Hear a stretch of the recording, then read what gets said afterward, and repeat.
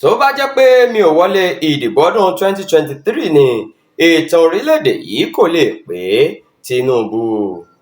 Ààrẹ Bọ́lá Tinubu ti sọ pé ìtàn orílẹ̀-èdè Nàìjíríà kò lè kún tó bá jẹ́ pé òun lulẹ̀ nínú ìdìbò àpapọ̀ orílẹ̀-èdè yìí tó wáyé lọ́dún 2023. Ọjọ́ Sunday 20 oṣù keje ọdún yìí ni Ààrẹ Tinubu sọ̀rọ̀ náà nílùú Ìjẹ̀bú-Òde nípínlẹ̀ Ògùn lásìkò àdúrà fìdáù ọjọ́ kẹjọ tí wọ́n ṣe fún Àwùjalẹ̀ tó wàjà Ọba Síkírù Adétọ̀nà.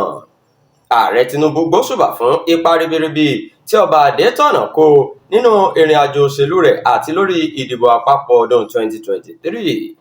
Gẹ́gẹ́ bó ṣe wí, ìtàn orílẹ̀-èdè yìí kò ní kún fún ẹ̀kúnrẹ́rẹ́ onírúurú iṣẹ́ ìdàgbàsókè tí òun kò bá wọlé ìdìbò yẹn lọ́dún 2023.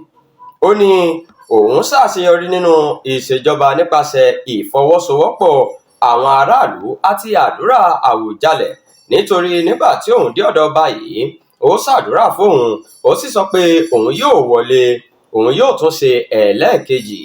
Tinubu sọ síwájú pé ọba tó kún fún ọgbọ́n, ìdúróṣinṣin, ìpinnu ọkàn tó sì ní gbẹ̀kẹ́lé kíkún nínú ohunkóhun tó jọmọ́ June 12 àti ìjọba tíátíá ní orí adé tó darapọ̀ mọ́ àwọn bàbá ńlá rẹ̀ láìpẹ́ yìí ọ̀hún.